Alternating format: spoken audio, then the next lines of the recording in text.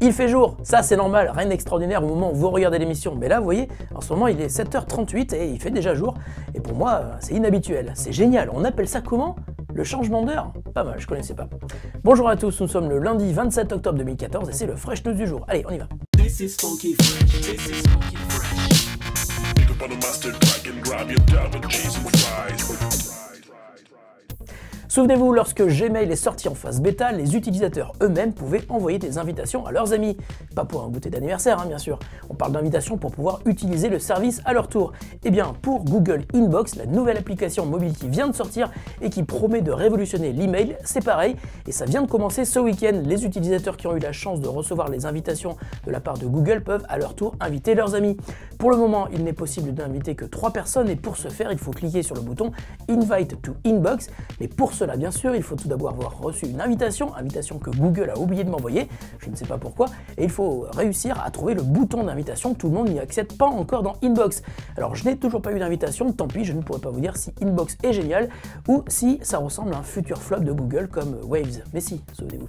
C'est sans doute l'une des premières fois que l'on va parler du Samsung Galaxy S6 et je vous parie que ce sera loin d'être la dernière si l'on en croit nos petits collègues de Android Headlines.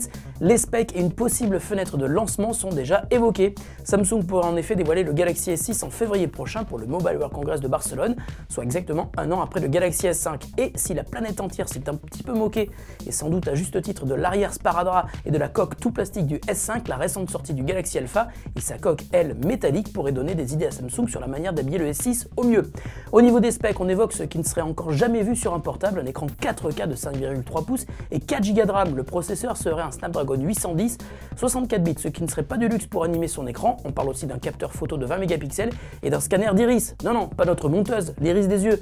Il devrait permettre de reconnaître l'utilisateur pour à la fois permettre une interaction avec son smartphone, mais aussi pouvoir sans doute débloquer l'accès au portable, rien qu'en le regardant. Plus d'infos sur ce qui pourrait être la superstar de ce début de l'année 2015 à Barcelone, très bientôt. Quelle que soit votre activité, vous passez sans doute la moitié de votre vie assis derrière un bureau. Et si vous ne le savez pas encore, les médecins spécialistes du dos recommandent souvent de pouvoir travailler debout, comme je le fais là.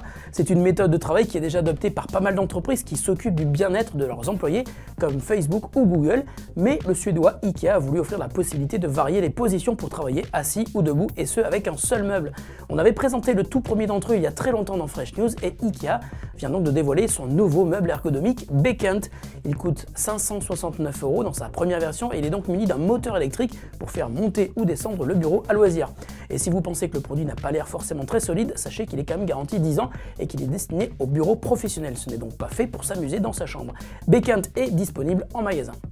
Parmi les questions que nous recevons tous les jours, il en est parfois qui sont un petit peu plus compliquées à traiter que d'autres. Et pourtant, elles concernent tout le monde. Comment fermer le compte Facebook d'une personne décédée? Elle nous a été envoyée par Ahmed, un de nos fans fidèles, et on pense que la réponse peut intéresser tout le monde. Tout d'abord, vous pouvez signaler le décès de l'un de vos proches aux équipes de Facebook par un formulaire dédié. Le compte est transformé en compte dit de commémoration.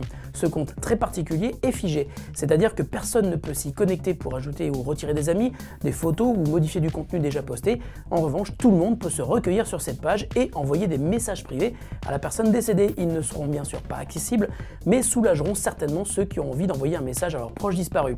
Les proches de la personne décédée peuvent aussi demander la suppression totale du compte. Pour cela, un autre formulaire est à votre disposition et comme le précédent, vous les trouverez facilement en faisant une recherche Google. Bravo à David et Odd qui ont été les deux personnes tirées au sort et qui remportent chacune un stylet Wacom pour écran tactile. On parle bien sûr de la Freshbox numéro 5. Bravo à eux, on vous contacte sur Twitter pour récupérer votre adresse et vous envoyer votre cadeau. Fresh News, c'est fini pour aujourd'hui. On se retrouve demain. Salut à tous et bonne journée.